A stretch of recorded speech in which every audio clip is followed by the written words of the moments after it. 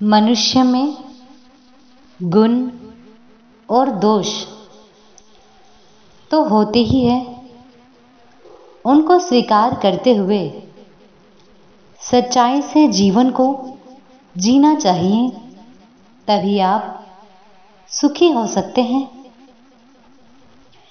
यदि आप में बहुत से गुण हैं और लोग आपके गुणों की प्रशंसा करते हैं, तब आप उससे प्रसन्न हो जाते हैं। यह ठीक है, परंतु यदि आप में कोई एकाध दोष भी हो और कोई व्यक्ति आपको आपका दोष बता दे, तो उसे भी सच्चाई से स्वीकार करना चाहिए। उस समय में क्रोध में आकर उससे बदला नहीं लेना चाहिए। मनुष्यता और सभ्यता इसी का नाम है कि सत्य को ग्रहण करें तथा असत्य को छोड़ दें। जब आप गुण के कारण सम्मान स्वीकार करते हैं, तो दोष के कारण अपमान को भी स्वीकार करना चाहिए। परंतु अनेक बार ऐसा देखा जाता है कि व्यक्ति अपने गुणों के आधार पर सम्मान का सुख तो चाहता है और दोषों के कारण हुए अपमान के दुख को भोगना नहीं चाहता। इसीलिए आपके अंदर रहे हुए दोष के कारण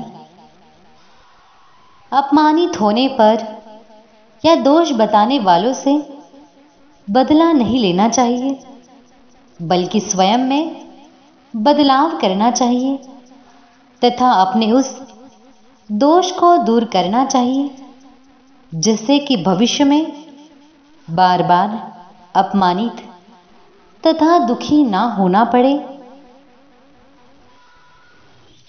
ऐसा भी बहुत बार देखा जाता है कि आप में दोष तो ना हो और फिर भी कोई भ्रांति के कारण या अपनी दुष्टता के कारण आप पर झूठा आरोप लगाएं, अपमानित करें, तब भी आपको उससे बदला नहीं लेना चाहिए। यदि आप उससे बदला लेंगे तो आप भी उस जैसे ही निकृष्ट व्यक्ति हो जाएंगे। तब आप में और उसमें क्या अंतर रहेगा? ऐसा करने से आपकी श्रेष्ठता समाप्त हो जाएगी। इसीलिए अपनी श्रेष्ठता को बनाए रखें, उसे किसी कारण कभी ना खोए। यदि कोई आपको अज्ञान के कारण या दुष्टता से झूठा आरोप लगाकर अपमानित करे, तब उसको समझाएं। 2-4 बार समझाइए। यदि वह समझ जाए तो ठीक है, यदि फिर भी ना समझे तो आपको उससे अलग रहना चाहिए, दूर रहना चाहिए। ऐसा करने से आपकी श्रेष्ठता बनी रहेगी, वह नष्ट नहीं होगी और उससे होने वाली हानि से भी आप बच जाएंगे। हो सकता है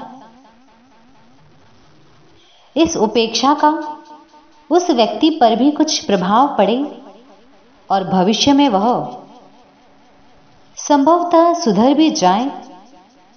कुछ लोग ऐसे संवेदनशील होते हैं जो उपेक्षा से पीड़ित होकर सुधर जाते हैं, परंतु सब लोग ऐसे नहीं होते हैं।